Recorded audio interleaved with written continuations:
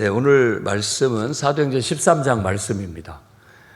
그러니까 이 사도행전에는 항상 성령이 주가 되고 또 그 주님을 믿고 또 복음을 전하는 사람들이 항상 성령의 충만함이 있었다라는 것을 말합니다. 그러니까 이게 우리가 신앙생활하는 기본입니다. 그러니까 보통 우리가 뭐 주님이라고 말할 때 또 예수님, 하나님 이렇게 말할 때 이제 그분의 영이 우리 안에 이렇게 충만한 임재 가운데 있고 마치 예수님이 살아서 나와 이렇게 영으로 함께 하시는 것처럼 그런 임재감, 하나님이 나와 함께 하신다. 주님이 지금 나와 함께 하신다. 그래서 주님이 나에게 말을 걸기도 하고 나도 또 주님께 말을 하기도 하고 그러면서 뭔가 그 거룩한 영이 내 안에 충만한 그런 상태. 그래서 내 생각이나 또 내 계획이나 내 말이나 내 행동이 그 영의 영향을 받는 거예요. 모든 것이 그 영의 영향을 받아서 되는 거예요. 그게 성령 충만한 상태라고 말할 수 있습니다. 그래서 우리가 이제 그러기 위해서는 늘 기도 생활을 해야 되겠죠. 이제 보통 우리가 말하는 기도 생활, 말씀과 기도가 기본이 돼야 이런 성령 충만함을 늘 유지하면서 성령의 인도함을 따라 살아가게 되는 것입니다. 그런 교회가 살아있는 교회고 제대로 기능하는 교회일 수 있고 또 그런 성도가 바로 살아있는 성도고 제대로 기능하는 어떤 영적인 삶을 살고 있는 성도라 할 수 있겠어요. 우리가 표방을 하고 또 어떤 성도가 돼야 되는가, 어떤 교회가 돼야 되는가를 이런 사도행전을 통해서 모델로 삼고 나아갈 필요가 있겠습니다. 그 중에서도 이제 안디옥 교회가 오늘 소개되고 있는데 앞에서 흩어진 사람들이 안디옥에 가서 복음을 전했더니 많은 사람들이 이방인들이 예수를 믿게 된다. 그래서 이 안디옥 교회는 주로 이방인 중심으로 세워진 교회입니다. 유대인이 아닌. 그래서 특별하죠. 그런데 이제 이곳에 많은 사람들이 예수 믿게 되니까 그들이 감당하기가 어려우니까 예루살렘에서 바나바라는 사람을 보냈어요. 이렇게. 그래서 바나바가 그곳에서 말씀을 가르치는데 자기 혼자도 힘이 딸리니까 길리기아 다소에 있는 우리가 잘 알고 있는 바울이라고 하는 이 사울을 불러들이게 됩니다. 그래서 둘이 함께 하나님 말씀을 가르치니까 이 사람들이 은혜를 받고 말씀으로 변화가 돼서 사람들에게 그리스도인이라고 불려지게 되었던 그 교회가 바로 안디옥 교회입니다.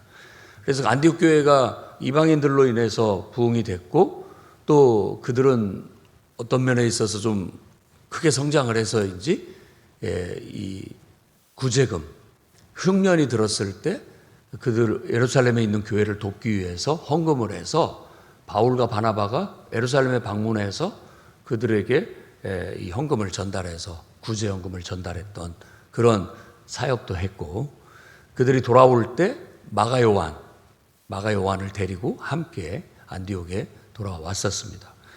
그래서 지금 이 안디옥 교회에는 많은 교사들, 선지자들이 있었다라고 그렇게 얘기하는데 이제 선지자들이라고 말하는 것은 주로 예언을 한다라는 겁니다. 예언이라는 것은 하나님의 성령의 감동을 받아서 성령이 내게 깨우치시는 말, 성령이 내게 하시는 말씀, 이것을 전달한다라는 행위를 선지자라고 하는 거예요. 그걸 예언이라고 합니다.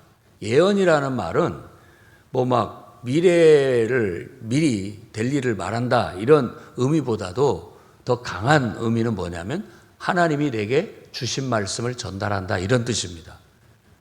그래서 맡길 내게 하나님이 맡겼어요 그 말을. 그래서 내가 그 말을 전달하는 거예요.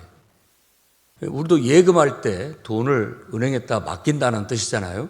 그런 것처럼 하나님께서 우리에게 말씀을 주셔요.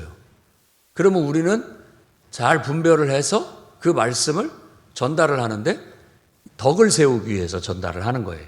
뒤에 고린도 교회에 가면 고린도 교회에서 이 은사들이 무분별하게 사용됐을 때 그런 것에 대해서 제대로 합당하게 사용하라고 해서 덕을 세우기 위해서 하라라고 그렇게 말합니다.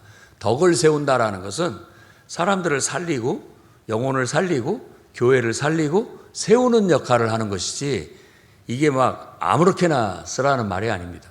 원래 우리도 그렇잖아요. 칼이라는 것도 힘이라는 것 이런 것들을 가졌을 때는 책임감 있게 아주 유용하게 도움이 되도록 사용을 해야지 이걸 함부로 쓰게 되면 나도 상처를 입고 다른 사람들도 상처를 입게 될 수가 있기 때문에 그렇습니다. 그래서 예언이라는 게 너무나도 좋은 것이고 또 능력이지만 이런 것들을 또 잘못 쓰게 되면 오히려 해가 될 수도 있다는 것도 기억을 해야 됩니다. 그렇기 때문에 예언하는 사람도 분별해야 되고 또 예언을 듣는 사람도 그 예언을 분별해야 된다라고 바울은 가르칩니다. 그런 선지자들 그리고 교사들은 말하자면 서기관처럼 기록된 성경 말씀을 좀 더 체계적으로 가르치는 사람들이라는 그런 의미를 가질 수 있어요. 그래서 성경을 통해서 메시아에 대한 가르침 그리고 하나님 나라에 대한 가르침을 체계적으로 잘 가르치는 그런 역할을 하는 사람들이다라고 말할 수 있겠습니다. 그런 역할을 지도자의 역할, 곧 말씀을 가르치고 말씀을 전파하는 그런 역할. 이제 선지자들의 역할은 오늘날 설교자들이 주로 하는 역할이고 또 교사들은 이제 성경 말씀을 가르치는 역할인데 다 교회에 먼저 된 자들 또 혹은 영적인 지도자들이 하는 역할이라고 볼 수 있는데 그중에 바나바가 있고 우리가 알고 있는 사울이 있고 그리고 여기서는 우리가 잘 알려지지 않은 시므온 그리고 루기오, 마나엔이라는 이런 사람들도 있다. 안디옥 교회라고 그렇게 얘기합니다. 나중에는 이제 교회 장로들이라고 그렇게 말하는 사람들이 나타납니다. 이제 그런 표현을 쓰고 있죠. 그러니까 이런 표현들을 일단은 우리가 순수하게 직분 이런 걸 떠나서 그 당시의 역할로 이해하는 것이 더 유연한 이해라고 볼 수가 있어요. 그러니까 예수 믿는 사람들 중에서 그 당시 때는 지금같이 교회가 막 활성화되고 체계화되어 있지 않기 때문에 신학교도 없고 교단도 없고 또 어떤 체계적으로 훈련을 시켜서 직분을 세우는 그런 시대도 아니었기 때문에 제가 말씀을 드리는 거예요. 이건 순수하게 이해를 한다면 역할. 두세 사람만 모이면 그 중에서 역할이 나와요. 그런데 장로라고 하는 그런 역할은 유대인들에게서도 각 지파의 장로들은 어른들을 말하는 거예요. 어른들. 그리고 어떤 대표 역할을 할 수 있는 사람들.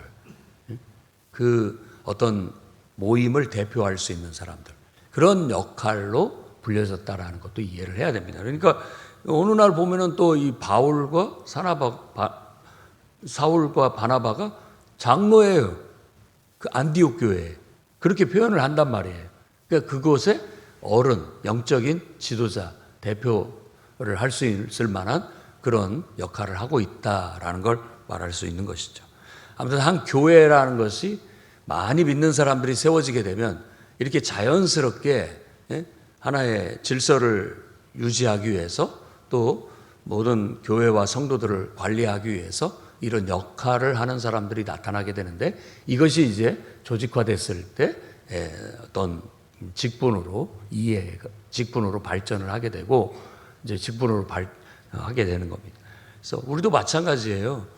어떤 직분을 이제 체계적으로 해서 예수 이름으로 또 안수해서 어떤 권위를 줄 때 직분을 이제 주었다라고 그렇게 얘기하는데 그 역할을 공식적으로 인정해서 그 역할을 하게끔 만드는 거죠. 왜냐하면 이제 질서 있게 하기 위해서 아무나 막 이렇게 해서는 안 되기 때문에 그런 걸로 단체를 이끌어 가기 위해서 차츰차츰 그런 제도들이 그런 직분 체계들이 세워지게 된 것을 이런 사도행전을 통해서 우리가 보게 되는 거예요.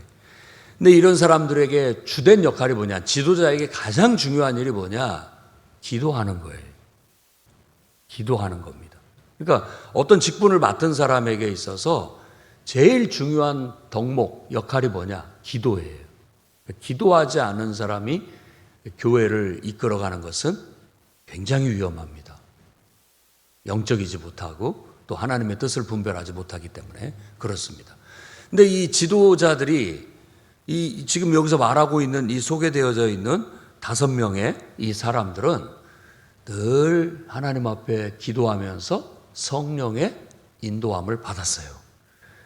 그러니까 교회를 이끌어가는 사람들이 늘 기도하면서 성령의 인도함을 받는다라는 게 굉장히 중요한 문제라는 걸 말하고 있어요. 왜냐하면 교회는 성령이 이끌어가는 것이지 사람이 이끌어가는 데가 돼서는 안 된다라는 거예요. 위험하다는 뜻은 성령이 이끌어가야 될 교회가 사람이 자기의 사사로운 감정과 사사로운 생각으로 이끌어가게 되면 교회가 위험해지는 거죠. 그건 하나님이 역사하는 교회가 아니니까 인간적으로 흘러가 버리기 때문에 그렇다는 것입니다. 그래서 오늘 이 안디옥 교회에서도 주를 섬겨 금식하면서 기도할 때 성령이 한 명령, 말씀을 주셨어요. 성령이. 이건 뭐냐면 내가 시키는 일을 위해서 2사람을 따로 세워라 라고 했는데 이 2사람이 누구냐면 바로 이 안디옥 교회에서 가장 중추적인 역할을 하고 있는 바나바와 사울이에요. 그러니까 이 문제를 놓고 다시 기도하고 또 기도해서 확증을 갖고 이 2사람을 하나님이 시키시는 일, 성령이 시키시는 일, 곧 이방인들에게 여러 지역에 나아가서 복음을 전하고 교회를 세우는 일을 위해서 이 2사람을 따로 뽑아서 세워가지고 교회가 그들에게 안수해서 그들을 파송하게 되는 겁니다. 여기서 이제 안디옥 교회라는 한 교회가 어떻게 일꾼을 뽑아서 그들을 안수해가지고 파송하는지를 보여주는 하나의 모델이 되게 되는 거예요. 그래서 이렇게 파송을 했을 때부터 이 2사도를, 이 2사람을 이 선지자나 교사라고 말하지 않고 사도라고 지칭을 하고 있다는 걸 기억해야 됩니다.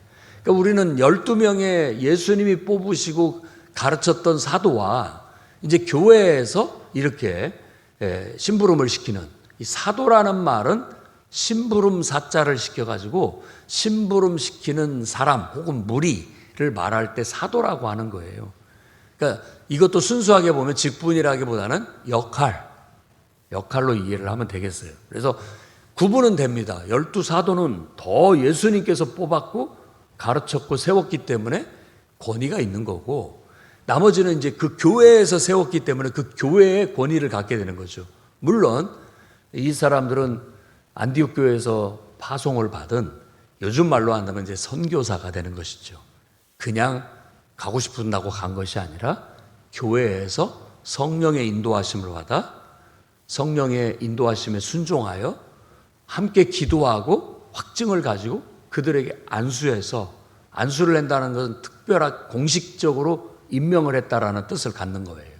그래서 요즘도 안수식이라고 말하죠. 임명식이라고 하지 않고.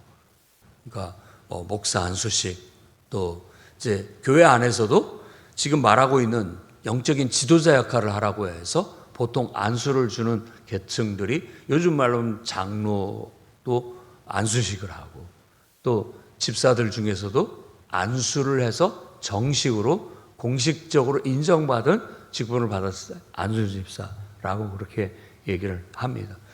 이런 것들은 이제 교회라는 공동체가 사람이 많아졌을 때 영적인 질서와 또 영적인 지도자적인 역할을 할 수 있도록 선별을 해서 공식적으로 그들에게 그런 역할을 하도록 인정해주는 그런 체계를 통해서 모든 것들이 영적인 질서를 잡고 교회가 건강하게 성령의 인도하심을 따라 가도록 만드는 역할입니다. 이제 이런 것들이 교회에 실질적으로 이제 현실적으로 집행을 할 때, 집행에 나갈 때 우리가 이 본을 따라서 해야 되겠고 잘해야 됩니다. 그렇지 않으면 여러 가지 문제가 생기는 것 같아요. 그래서 안디옥 교회는 바나바와 바울을 이제 파송을 하게 됐고 그들은 1차 선교 여행을 하게 됩니다. 그래서 지금 오늘 이 말씀에는 1차 선교의 여행을 가게 된 이야기가 나오는데 제일 먼저 간 것이 바로 구브로라는 섬입니다.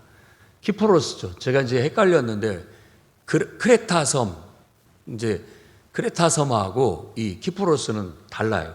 크레타는 이제 그리스 밑에 있는 거고, 그레데라고 성경에 나와 있는 것이고, 이 구브로는 키프로스라고 해서 전에 말씀드렸듯이 영국군이 한때 영국이 거기를 식민지화했기 때문에 나중에 독립을 해서 거기에 지금은 나라가 세워져 있지만 그곳에 영국군이 주둔해 있다. 유엔에서 관리를 하는 지역이 있고 또 영국군의 공군이 거기에 주둔해 있다라는 걸 말씀을 드렸는데 지금은 그런 곳입니다. 그래서 주된 사업이 관광 사업이라고 그렇게 얘기를 합니다.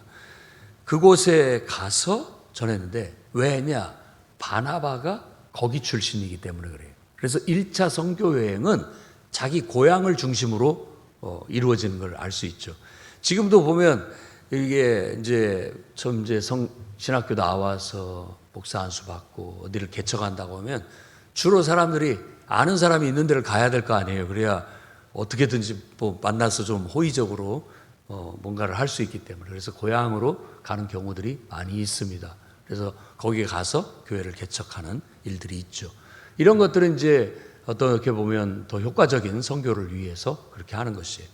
그래서 그레데를 가게 되고 이제 앞으로 가게 될 위로 밤빌리아 쪽으로 올라가는데 거기는 길리기아 다소라고 하는 사도 바울의 고향 근처로 그리 가게 되는 거예요.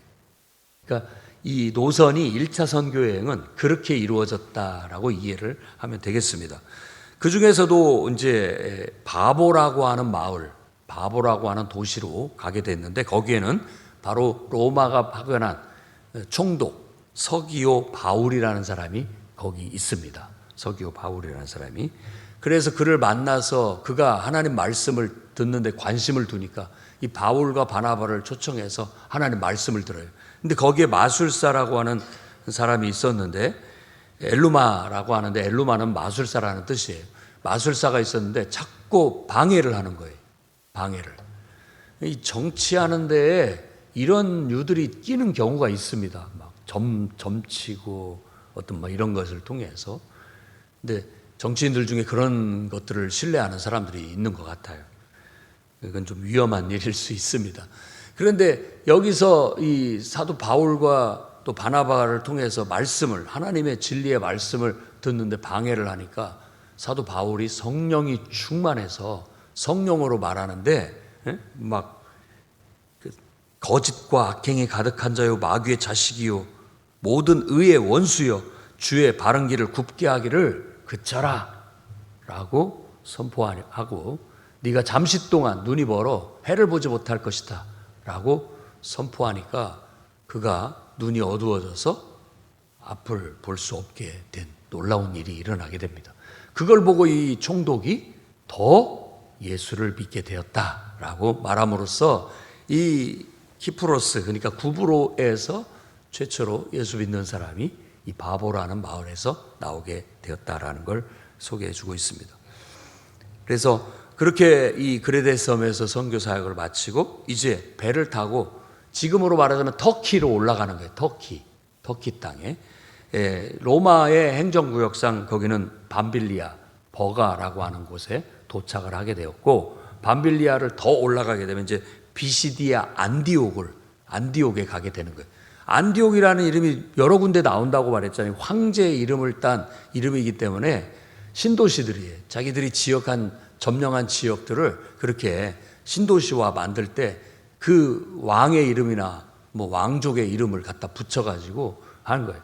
가이사라도 마찬가지입니다. 가이사라는 이름이 가이사의 도시 이런 뜻이니까 가이사라도 로마의 황제 가이사에 의해서 신도시화된 그런 곳이죠. 그곳에 총독부가 설치되어져 있는 것이에요.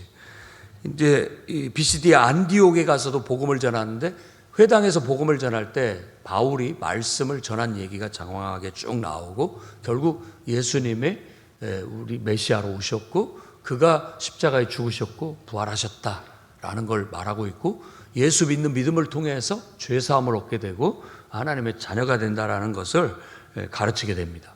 그러니까 은혜 받은 사람들은 은혜 받고 말씀을 사모하게 되고 다음 안식일에도 이 말씀을 전해달라라고 얘기를 했는데 이제 그때 유대인들 중에서 바울을 시기하는, 왜냐하면 사람들이 다 그 사람을 이렇게 막 경건하게 보고 또 신령하게 보고, 그러니까 시기해서 이들을 미워하고 비난하는 사람들이 나타나게 된 거예요. 그러자 사도 바울이 성령이 충만해서 단도직입적으로 얘기합니다. 너희들은 하나님 말씀 받을 자격이 없다라고 하면서 나는 하나님 말씀을 받아들이는 이방인에게 더 복음을 전하겠다라고 해서 차츰차츰 유대인들과 이렇게 교회가, 유대교와 기독교가 이렇게 분리되는 과정을 겪게 되는 역사를 보여주고 있어요.